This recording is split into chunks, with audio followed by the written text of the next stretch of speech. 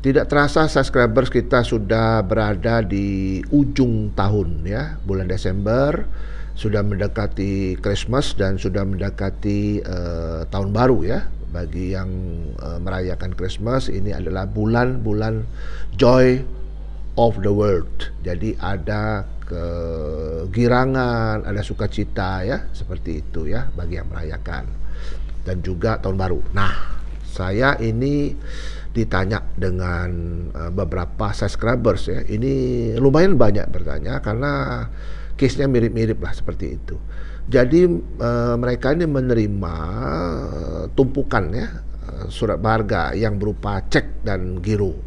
Ya, kebanyakan giro itu. Nah, pertanyaannya itu adalah mereka itu mengalami satu masalah di mana mereka itu merasa ini ada sesuatu yang nggak bener ini dengan partner saya ini ataupun dengan rekan kerjanya lah gitu ya, kerjasama apa, ada juga yang kerjasama, ada juga yang meminta bantuan pinjaman uang dengan investasi dan sebagainya itu ya, rata-rata seperti itu. Nah, mereka megang giro, cek dan sebagainya tadi. Saya mau jelaskan ya, kalau untuk yang hal seperti ini, penyidik itu hendaknya mendalami mengapa giro ataupun cek itu ada di tangan yang bersangkutan. Itu mesti didalami. Itu nggak mungkin jatuh dari langit, nggak mungkin itu. Pasti ada cerita, ada kausa proksimanya. Ini mesti didalamin.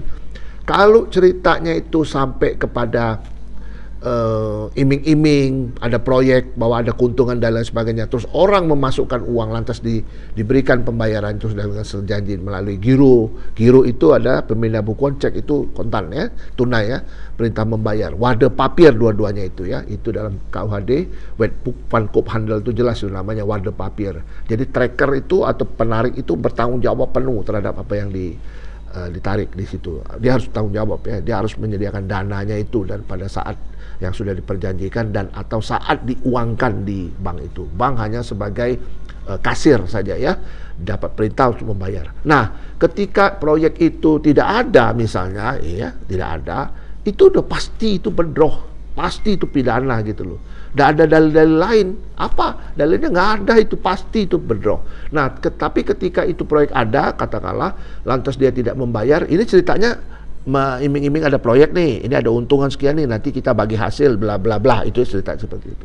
Kalau proyek itu ada, misalnya dia dibayar terus dia nggak bayar, nah itu bukan pidana untuk pemegang giro dan pemegang cek yang ceritanya itu sebagai jaminan. Tapi kalau untuk sebagai pembayaran, itu akan jadi pidana. Seperti itu ya. Giro tidak boleh melebihi satu kali. Kalau lebih dari satu kali itu artinya bisa dibuktikan bahwa ada niat. Mens rea-nya ada, offsetnya ada. Kalau cek, apalagi cek itu confirm bahwa itu adalah perintah membayar yang tidak ada kompromi, harus ada uangnya dan harus dibayar. Seperti itu. Nah, ketika itu ada proyek seperti itu untuk cerita pembayaran ya, saya tidak bilang cek giro itu sebagai jaminan, itu akan menjadi perdata bila mana proyeknya ada, ya kan, sebagai jaminan. Nah, itu bukan pembayaran kan, jaminan namanya. Dia tidak bayar, itu jadi perdata. Tapi ketika proyeknya nggak ada, itu pasti bedroh, pasti ada tipu muslihat, ya, ada penipuan yang ada di dalam peristiwa itu.